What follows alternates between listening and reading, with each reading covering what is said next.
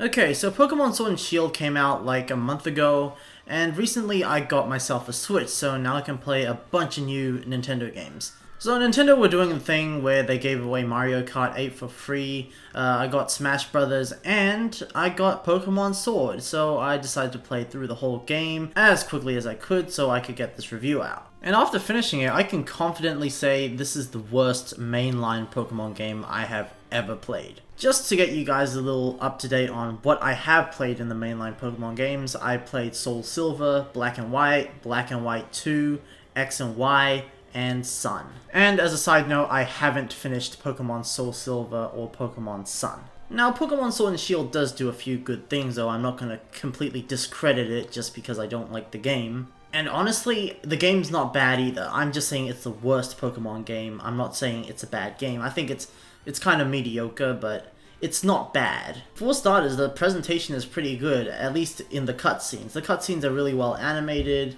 the lighting's really nice, and it's really nice to look at. The only problem is the lack of voice acting.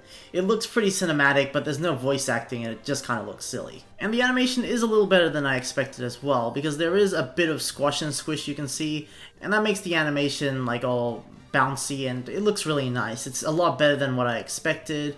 It's just something that I don't tend to see in video games, and it's something that's usually more used in CG movies rather than real-time in-game cutscenes. And I also know this feature was part of the Pokemon Let's Go games, but I like the fact that the Pokemon walk around. It just makes the game so much more immersive compared to the handheld games. And honestly, I can completely understand Game Freak cutting out Pokemon, because the 3DS games and the DS games and the Game Boy games were a lot smaller. I know there isn't a lot of work to be done there, but now with all the 3D and now it's on an HD console, there is a lot of work to be done. I know it can be done, but because there just isn't enough time to do so, you know, it just won't happen. Although one day I do hope Game Freak slowly works up to bringing all the Pokemon back onto the Switch, so we can have the full Pokedex again.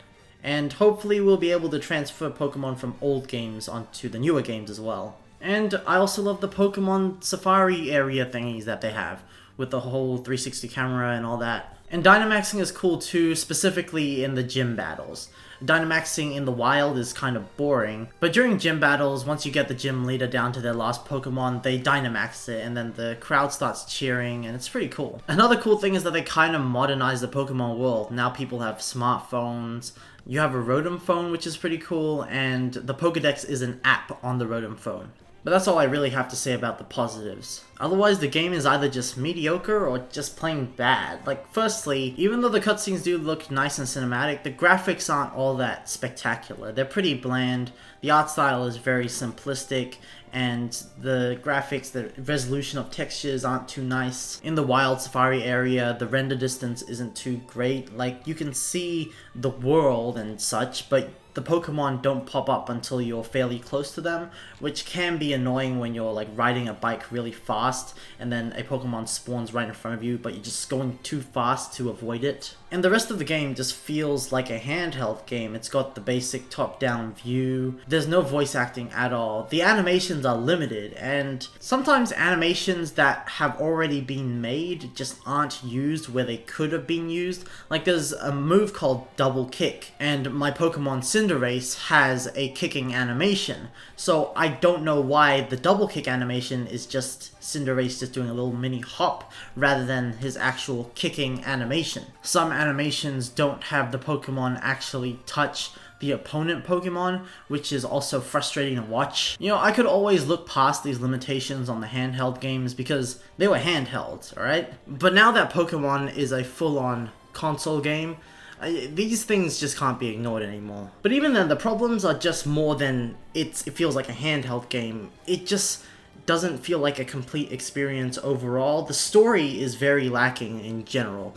It's very focused on all of the gym leader stuff. Usually in a Pokemon game, there's of course the gym leader and then the Elite Four, and then you beat the champion. But at the same time, you would also meet with this evil organization multiple times and you would have to stop them. There is a big bad guy in this game, but it doesn't really matter until the end of the game, and even then, it doesn't really build up to that moment very well. And honestly, the plot is just stupid.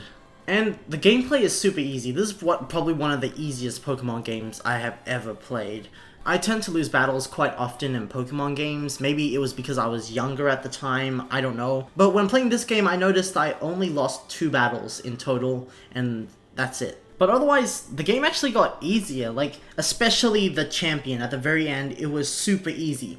And you know why? Because they give you a legendary Pokemon right before you fight the champion.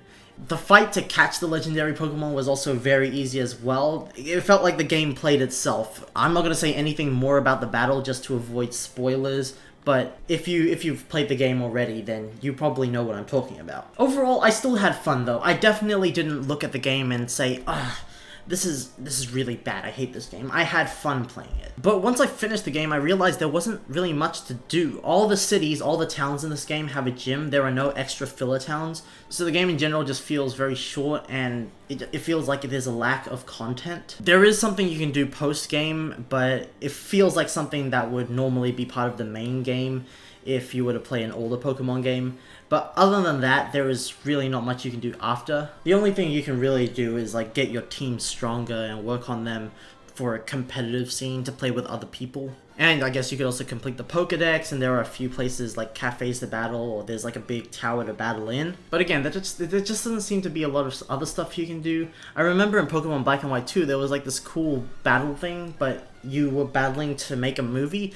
It was a pretty cool small side thing you could do. It was pretty fun. But it just seems like there's nothing like that in Pokemon Sword and Shield. I also remember in Pokemon Black and White 2, after you finish the game, there were a few new locations you could explore. There are no new locations to explore in Pokemon Sword and Shield. It's a very linear game. Everything that's there is there for the story, and then that's it. I should also add, Score Bunny, once it fully evolves, is like the most powerful Pokemon ever. Like, I'm not joking. Another reason why the game is super easy is because Score Bunny's final evolution is just super powerful for some reason. Like, we're getting to a point where it could take out a Pokemon without being super effective in one hit because of this one singular move. Pyro Ball. It's a broken ass move. If you want some sort of challenge in this game, please do not get Score Bunny. I know HMs have also been like removed for a while now in Pokemon games, but I know that at least in Sun and Moon, you would need Pokemon to break through rocks, and you would need them to go over the sea and stuff like that. So you would need to choose your party to be able to go over certain terrain. But there is none of that in Pokemon Sword and Shield. You can cross any terrain without any certain Pokemon. You can ride on the water with a bike.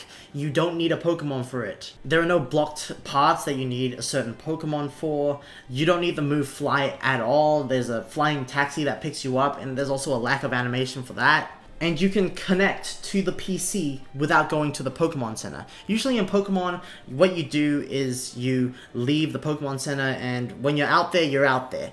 If all your Pokemon faint, that's it. But like, let's just say if you have one Pokemon left and all 5 have fainted, either you have to rush back to the Pokemon Center, which can also be dangerous because, you know, you might walk through some grass and then encounter a wild Pokemon, or you can use revives and healing items. But this time, you don't need to do that. If you have good enough Pokemon in your PC, you can swap them out in the middle of a route. Now, of course, this largely depends on how you play the game. If you are constantly trying to catch new Pokemon, then you will most likely have the Pokemon ready for you to swap out your team with. So if you don't do that, you know, obviously you can't swap out Pokemon, and you'll have to go to a Pokemon Center or use healing items. There have also been moments where your Pokemon get healed way too often. Around the end of the game, where you're kind of facing the big bad guy, you basically get healed after every single battle. What makes this worse is that these battles are super easy because every Pokemon that you face off is the same type.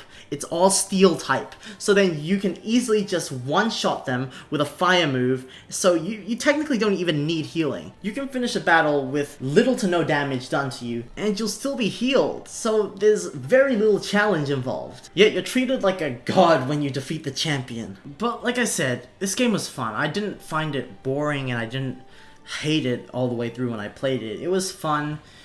I think it's a mediocre game, honestly. It was a good distraction while it lasted, but you know, it's definitely something I won't fondly look back on, something that I won't recommend to people. But you know, Sonya's actually kind of cute in the game, so I'd at least recommend looking up all the cutscenes.